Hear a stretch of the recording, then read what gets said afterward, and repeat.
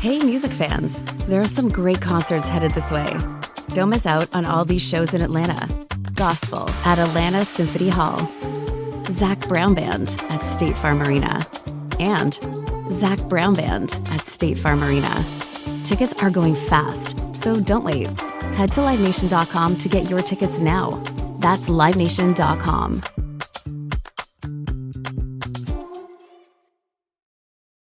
Hi, it's Govindh here, and before we dive into today's episode, I wanted to give you a sneak peek about something we call Paper Napkin Wisdom of Gratitude. You can find out more about it at papernapkinwisdom.com. We've put together a special guide packed with insights about how you can take the idea of this podcast and apply them to your family in powerful ways, especially over the holiday season. It's free. Head over to papernapkinwisdom.com, download your copy, and start creating big family results from small, impactful actions. Now, let's dive into today's episode.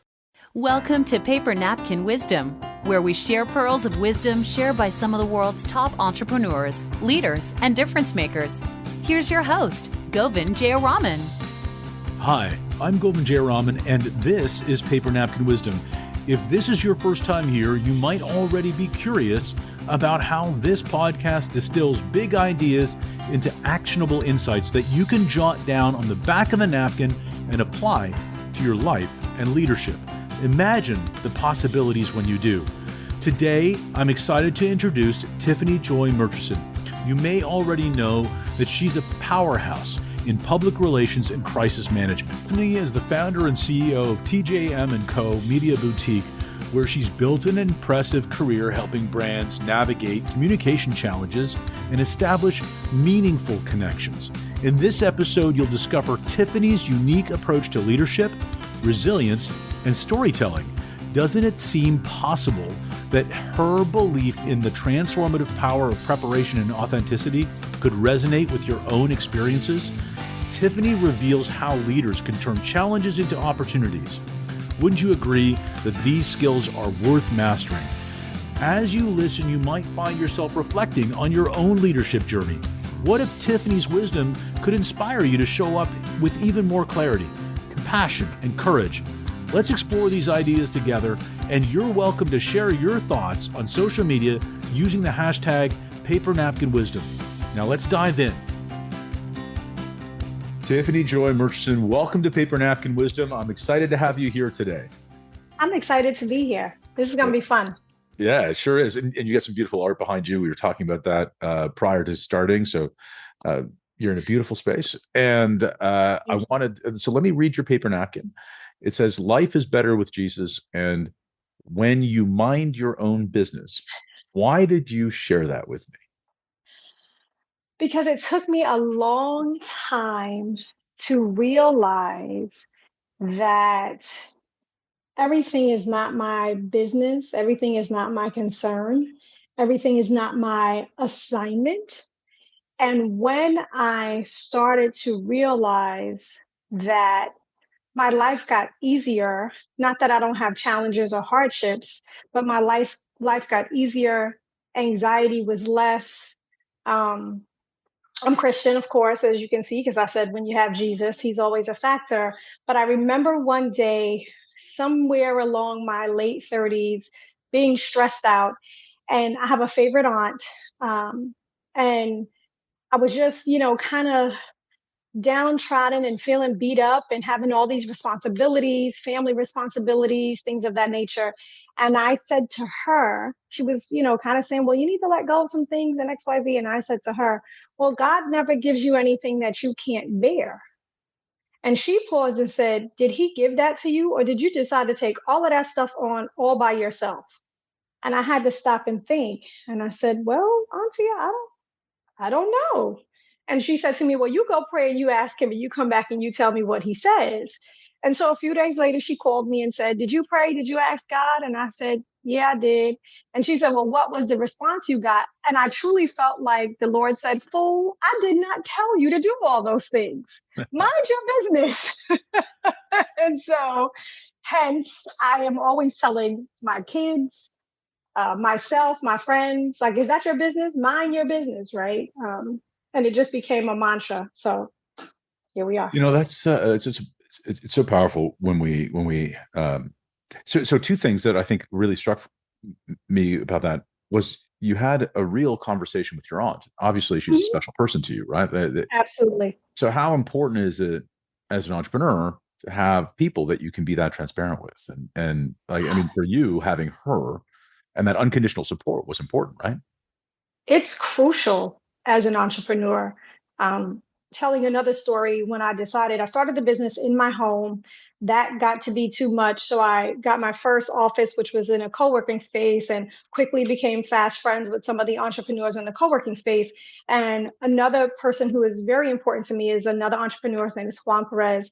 And when I met his wife for the first time, I introduced myself as his coworker. Now, we really technically weren't coworkers because we didn't work for the same company or even work together. We both had different businesses, but our offices were in the same vicinity.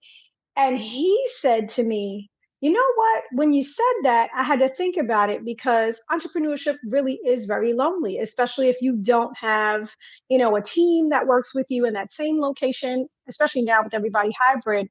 And so he and I and another colleague and friend of ours have since that time purposely moved our office locations together. So we are all in the same building. We used to be all three in a row, right? The most recent location, it's Juan and I are next to each other, and Carrie is across the other side because they just didn't have the space. But we go in and negotiate our lease together. We go in like Voltron, and the three of us go in together. We each have strengths and we have weaknesses. And where I'm weak, I let the two fellas handle it. And then they'll say, well, Tiffany, we need to write a letter and you craft it. And I'll write the letter and they'll negotiate the numbers according to the square footage and all this other stuff. And we come out on top. But it is so important to have support in a number of different ways. Both, like my aunt, like I said, she's going to pray for me, she's going to encourage me, she's one of my biggest cheerleaders. And then I also have these two guys that are now like brothers to me that understand my plight as an entrepreneur as well, and as an entrepreneur of color, right? So it's essential. I couldn't do any of this without my village. None of it. That's amazing, and that's what a blessing. So at the same time as not everything being your business or your assignment, it's also not your burden, right? Like it's not. So Exactly. you're not alone in all of that by being with people who care about you and you can actually be transparent with, right? Absolutely. Knowing what you should do or how far you should do it for someone else is essential. And that's one of the reasons why I say, is that your business? Mind your own business, right? There are going to be things, responsibilities that you have, your family, so your children, your spouse, those are responsibilities that you have. You have to start looking at the lines that get blurred when it is a friend or a distant relative that's always in need, or when you're the first one in your family to achieve a certain status. So the rest of the family kind of depends on you, right?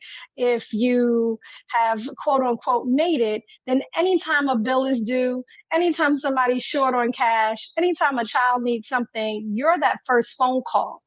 And that responsibility that a lot of um, people feel, because culturally that's the way we were taught to be, right? Communal and family first and all of that.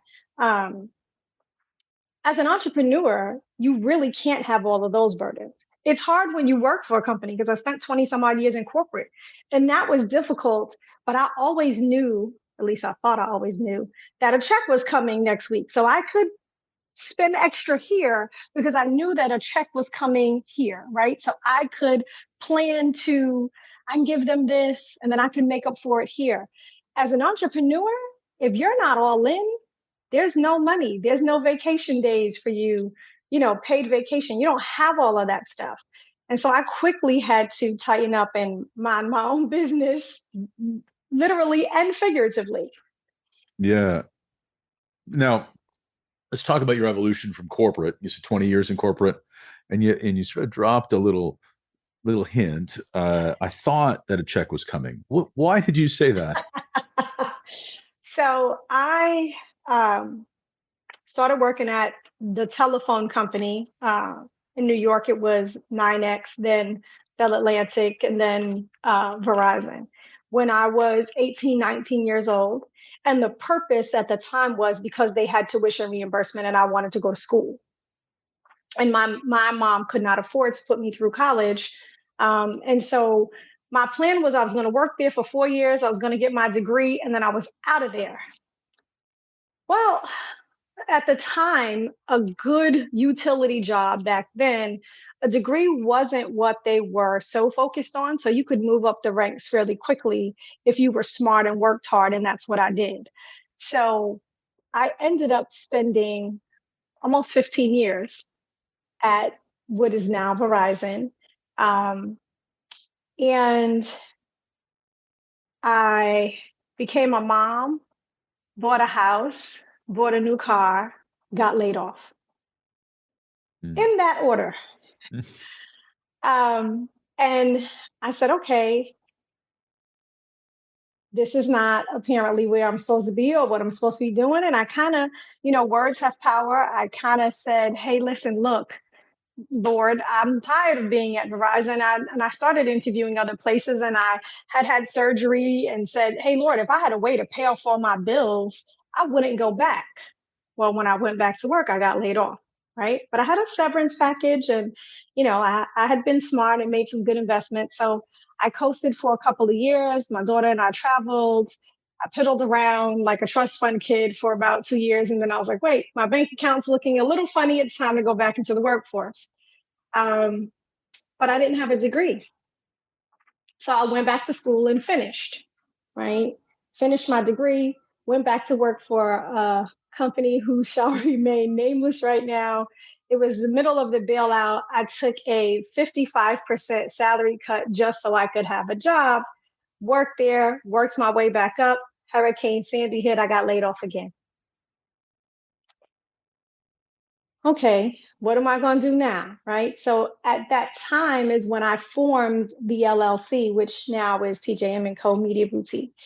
And it wasn't quite comms and PR. It was kind of a mosh posh of all the things I had done in my corporate life, and just wasn't comfortable. And then a really dear friend and mentor called me and said, hey, I got promoted.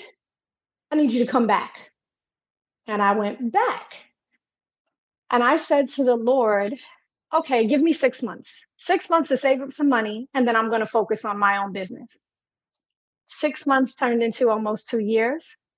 I had a great salary, a great team, accomplished a lot, and then I got laid off again. So I tell people that the Lord had to kick me out of corporate America 3 times before I would actually listen. And that was 2014. December of 2014 is when I found out I would not have a job in 30 days. I went on a trip with my sisters and sat down and made this big announcement that I was losing my job yet again, and that I was not going to go back into the corporate space. And one of my eldest sisters, who is the consummate professional, said, well, if anybody can do it, you can. And you have all of us here to support you. And I kind of want to be like, all right, where's my sister? What did you do with my sister? Who are you? What did you do with my sister? Right? Because not having a job was just not a thing for her. But she said, you got it. And you've got support. And I said, okay. And so my last day at corporate for that company was the last Friday of January. I chronicled my last ride in an elevator, my last time needing to put on a suit for work. So I thought. And then that Monday morning, I went to IKEA and bought a bunch of furniture from the as is department in IKEA, and orchestrated my basement with printers and all kind of stuff, and changed the company name, and TJM Co was born. That's amazing. One of the things that I think is incredible about your story is a lot of people go through those kinds of down periods alone. And you, not only did you not do that, you had people with you and you made sure of that by being transparent and open with them. But it's kind of what you're business is all about, right? It's about communication and bringing people together, especially within special communities. So it's almost like you took what you do and bring it to the world, isn't it? Yeah, now that you say that, I don't think I've ever thought of it that way. And I think if you talk to my family, they'll say that I'm actually not as communicative as I might appear to be now. I kind of just make these big announcements. This is what I'm doing. And they're like, okay. And I don't, one of the things that I've learned later on in life is to ask for help um, in a different way. I would Mm. say I always, I had people that I could lean on, like my aunts and things like that. But I have learned that as a Black woman in America, we have a tendency to wear the struggle on our sleeve like a badge of honor. And I could remember being a little girl and my mother saying that women who had dishwashers were lazy until she got a dishwasher. She always thought a woman had a dishwasher was lazy until she got a dishwasher, right?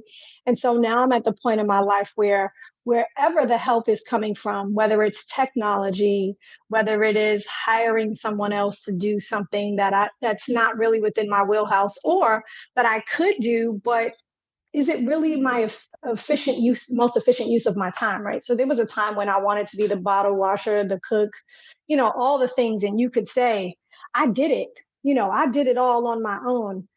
I'm learning quickly that that's not a badge of honor. Um, and that there's nothing wrong with accepting help um, and minding the things that are my business. So my accounting is my business to some degree, but it's the bookkeeper's business to manage the books and mine to review it, right? So you do your Mhm. job. I'm going to mind my business over here until I hear my name called, and then we move forward. Right. So I think as Black women, I think women of color, but especially Black women, we tend to wear the struggle like we're proud to say we did it on our own. And I think there's a difference between hustle and struggle. Um, and I Let's think we talk need about to this. learn that. Yeah, let's talk about this because I think I don't think I've heard it said that eloquently. This idea of wearing struggle on your sleeve like a badge of honor. That's Mhm. a really interesting idea for me to understand. And I hadn't really thought about it that way. How important is it then for women, for Black women, to have people like you be a role model that is different than the I'll bear it. You can do it. You don't need a dishwasher. You don't need a laundry machine. You don't need water. You don't need plumbing. You go get to that from the well. What are you talking about? Right? Like we did it. It was uphill both ways, back and forth from school. I Like walked 3 miles in the snow with holes in my shoes, right? yeah, yeah, right. Like there's a badge of honor to that amount of struggle and There perseverance, but is. there's also something else. There's another model. How Mhm. important is it that you elevate those kinds of stories of your colleagues, um, of people who are like you talked about your colleagues, but people who are like you? It's important. I think it's important for the generations that come before us to understand that when we decide to continue to struggle, we devalue those that came before us that struggled so that we didn't have to. Right? I tell my children, um, you guys have a choice to do it differently. There were choices that I didn't have that I worked hard to make sure that you all have. You're going to make mistakes. Don't make my mistakes. It is a slap in the face for me to the folks who came before me who fought for me to vote, for example, for me to not vote. Like, are we serious? People lost their lives for me to be able to go to college, for me able to even own a business, right? To own property. I'm a female property owner. I have my own credit cards. There was a time when women could not even have their own credit cards. And people fought, people that looked like me and people that didn't look like me. We were allies and people fought for those opportunities. So I think for us to not stand on their shoulders devalues the work that they did for us to be able to stand on their shoulders. And I think that the generations coming forward need to understand that. So I have a lot of sayings. And one of the sayings that I have is there's a difference between paying a debt and paying dues, right? And so you don't want to pay debt, you want to pay dues. Dues is what gives you access and what qualifies you. So, my working at the telephone company for almost 15 years, I started out as a directory assistance operator. People would call and say, "Can I have the number for XYZ?" And I'd type and give it to them, right? We didn't have Google and Yeah, smartphones you and all were that. And Google before Google. I was Google before Google, right? Um, and so I would say, as I grew in the company and became a manager, I would say, everybody needs to start out as an operator. It was grueling. The hours were crazy. The flexibility was almost none. Like you had to ask for permission to go to the bathroom because there was a board and a line and a certain amount of calls that we had to manage. But it taught me responsibility and it taught me respect for my work and it taught me to be on time, right? Mm. That was me paying my dues at 18 and 19 years old. So that at 24 years old, I could be promoted to a first level manager at a Fortune 100 company at the time and make almost a six-figure salary at 24 years old without a degree because I paid my dues. Yeah. I didn't get myself into a position where I had to pay debt. And that's And not you the same thing. respect the opportunity because Absolutely. you paid your dues. And As I you paid your really dues. like that. I also, so there's a real subtle thing to your paper napkin. And it's when you mind your own business and you put a lot of emphasis in the way you talk about it, about minding. It's mindful, right? There's a Yes. mindfulness to this. Yes. And it's almost like you mind your business so I can mind mine. Yes. It's not Absolutely. I'm checking out, I'm checking in hard, Absolutely. right? Absolutely. Yes. Um, you'll hear older folks say, mind your elders. It means that you have to actually intentionally pay attention. So the word mind has different meanings. The mind your business has various meanings, and you picked up on that one. That's amazing. I was a co-author in a book earlier this year that was released. Awareness Put Me On, and it's a collective of BIPOC authors. I think there are 22 of us. And my chapter was really about setting boundaries and minding your own business. And that's one of the things that I talked about, that the phrase of minding your own business has two meanings. One of them to stay out of things that necessarily don't concern you. And the other part is to mind the business God gave you, to focus in, hone in on the tasks and the assignments that are in front of you. Because when you do that, you show up better for yourself, you show up better for your children, you provide better opportunities for those who come after you and those that are really, truly your responsibility, right? You can be there for your family when you're minding your own business, right? You have more time in the day. When you mind your own business. And that could be um, not getting on phone calls that you shouldn't be on, right? I remember getting a phone call with three people that were all in an uproar about something that had happened, but that none of them could do anything about it, neither could I. And about 30 minutes into this phone call, it clicked. Why am I even on this phone call? If I thought about how much money I made in 30 minutes, right? That was how much money I was losing at the time. And then I was like, well, hey guys, why don't we just, and folks don't like when you come in with a solution and they just want to gripe. And the call quickly turned to what they didn't want to hear me talk about. And in that moment, I was like, and this is why I need to mind my own business. And I was like, all right, I love you guys, but I've got to run. Let me know what happens, talk to you later. How many times in a day or a week or a month do we get distracted by something that isn't for us to do, that we absolutely can't do anything about, when you could have spent that 30 minutes with your kids. You could have Yeah. spent that 30 minutes meditating. You could have spent that 30 minutes taking a walk or working out or doing something It could have been a nap. Anything that would have been more productive than the phone call that only not only took time, but took age because that energy drains you. Yeah. I love this. You said it earlier, and you just said it again in a different way. But struggle is a decision, right? You decide to continue to struggle, or you decide to do something else. You decide to mind your own business. And I underlined decide to continue to struggle when you started to share that story, because you made a decision. I don't want to struggle in this place. I'm going to go over here and mind my own business where I can be my best and bring my best and make and move the needle. And that doesn't have to be just ROI measured in dollars and cents. You talked about Right. meditation, you talked about time with your kids, and that's obviously very important to you. Family, the whole story started with the conversation with your aunt, right? So it's a choice, right? It absolutely is. I say all the time that I'll hustle, but I'll never struggle. And the difference for me is struggle is based off of emotion. And there's not a lot of logic and rationalization in there. It's decisions that are just off the cuff based off of an emotional response. Hustling is a thought out, there's some emotion in there, but it's thought out and there's a plan. I can check off points along the way.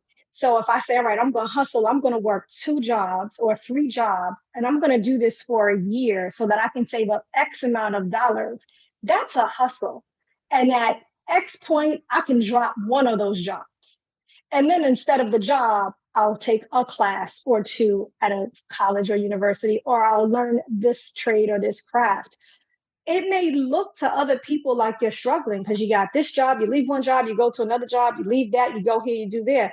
But you actually have a plan. That's a hustle mentality. That's not a struggle mentality. With struggling, you're just all over the place and you don't have any goals. There's no end. It's like a hamster on a wheel. There's no Yeah. end to struggling. Yeah. No, I love that. But tell me, you said something, and I want to just ask you about this, because you said I'll hustle, but I'll never struggle. That doesn't mean you never struggle. Like, you It have to doesn't catch mean it. I never struggled. Yeah. So what do you do to bring intentionality into your days, the hard ones, the hustle ones, where it becomes more emotional and it starts to feel like you're on the hamster wheel? What do you do for yourself in those moments? I spend time with Jesus. Yeah. That's the first thing. Um, Through the pandemic, I picked up gardening. I had a brown thumb or black thumb. And through the pandemic, in an effort to keep myself busy and to be healthier, I started an indoor garden. And so I try to level set my days where I have a routine. So I get up, I come into my kitchen, I fix myself a cup of matcha. Um, while the water is boiling and the milk is steeping and all that stuff, I tend to the garden, which starts off my day reminding me of how good God is. Because every time I look in this garden, there's something that amazes me. I might have gone to sleep and a plant was 1 inch tall and wake up in the morning and it's 5 inches tall. And I'm feeling like I have Toy Story going on in my house. Like if you know the movie, when nobody was looking, all the toys got up and moved around and they had their fun. I feel like that's what my garden does in my dining room, when I'm sleeping. So I try my best to level set there, and then I go sit in I have what I call a prayer chair. It's a foldable, fuzzy chair that's underneath my bed. I pull it out in the morning. I sit it next to my dresser. I have a light there and some journals and some devotionals. And I just kind of sit and center myself. It's where I write out what I need to write in my journal for the day, what happened the day before. It's where I pray. It's where I listen to gospel. I might sit in that chair and sing. Um, but I take that time to center myself. On the days that I don't do that, because nobody's perfect, I absolutely can tell the difference in my day, the Mm. difference in my productivity, the difference in my attitude towards certain things, because I haven't taken that time to center myself. So I try very much so to have a morning routine. The other thing that I focus on is the intentionality of how comfortable my home is. I have a heart for homeless people. When I am much more wealthy than I am now, I'm going to say it that way, I plan on doing something to help the homeless, because I know for me, on the days when life has been at its most difficult, I have said, I just want to go home. Mm. That has always been a safe space for me. I just want to go home. So I can't fathom how someone feels when they don't have that option to just go home and close off the world for however long you need to do that. So that's really, my home is my safe space. I have my village. I can call my aunties and cry a river if I need to. But I also try to be intentional about how long I stay in a space, how long I'm angry about something, or how long I'm sad about something. And I try to kind of walk myself through things. All right, well, how bad can this get, and then what's the solution for it. So I really try not to stay there too long. Yeah, I think that one of the things that I really am catching from you, it's not that you don't have those moments, it's that you give yourself the energy and the time and the space to be able to remind yourself of the greatness of the day, remind yourself of the possibility of the day, watching those plants, spending a moment in faith. All of those things I think are very important. Tiffany Joy, I think that we could be speaking for a long time, but it was a pleasure. Thank you I so much. appreciate you sharing this time with me. Absolutely. Thank you. Wasn't that an incredible conversation with Tiffany? Her insights into leadership, resilience, and the power of storytelling can inspire so many possibilities. Imagine how applying these ideas could transform your own leadership journey. Let's take a moment to reflect on some of the key takeaways from today's episode. Have you ever considered the importance of proactive planning and clear communication in navigating challenges? Tiffany showed us why it's essential. What if viewing setbacks as learning opportunities could make you stronger and more adaptable as a leader? Isn't it empowering to think that your story can inspire others and create meaningful connections? Could it be that success comes most often through persistence and incremental progress? How might acknowledging wins, big and small, fuel your motivation and foster a positive mindset? We're deeply grateful to Tiffany Joy Murchison for sharing her wisdom and actionable strategies. Her work at TJM Co Media Boutique reminds us of the profound impact of clear communication and authentic leadership. If this episode sparked something in you, wouldn't it be worth sharing? Subscribe to Paper Napkin Wisdom on your favorite podcast platform and leave us a review. Share this episode with someone who needs to hear it. What if you jotted down your key takeaway on a paper napkin and shared it on social media using the hashtag #PaperNapkinWisdom? Here's something to think about. How can you use your story as a superpower to lead with authenticity and resilience? Isn't it time to turn today's insights into actionable wisdom? Until next time, remember, small ideas can lead to big results. Thanks for listening, and make it a great day.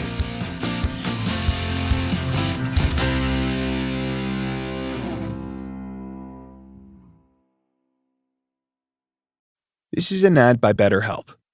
What's your perfect night? Maybe you're settled at home alone or with loved ones, covered in blankets, about to watch your favorite show. It's cozy, it's calm, and you're ready for a perfect night in. Therapy can feel a bit like that, a place for comfort, a time when you replenish your energy and take care of yourself. And hey, you can even do it without leaving that same cozy couch. This season is the perfect time to give therapy a try, right from the comfort of home. With BetterHelp, get matched with a tailored therapist based on your needs and preferences, entirely online. Designed to be convenient, flexible, and suited to your schedule. Just fill out a brief questionnaire to get matched with a therapist, and switch therapists at any time for no additional charge. Find comfort this season with BetterHelp. Visit BetterHelp.com to learn more and save 10% off your first month. That's BetterHelp, H-E-L-P.com. The most wonderful time of the year. Although, let's be honest, around the holidays, things really add up. But here's the good news. Only at Verizon, you can get a single line for $50 per month when you switch and bring your phone. So while ice skating for two is definitely costing more, here at Verizon, you can save. Gifts for your third cousins? Steep. A single line with Verizon? Not so steep. A real tree? Pricey. A single line with Verizon? Less pricey. Flights to see Mima and Pops? Those are up. A $50 per month single line? That's down. Even a trip to the Atlanta Holiday Market will cost you more. But with Verizon, you can switch and bring your phone for just $50 per month for a single line on unlimited welcome, with autopay plus taxes and fees. All this to say, during the holiday season, when everything is costing more, you can get more for less right now at a local Verizon store. $15 monthly promo credits applied over 36 months with a new line on unlimited welcome. In times of congestion, unlimited 5G, 4G LTE may be temporarily slower than other traffic. Domestic data roaming at 2G speeds. Additional terms apply.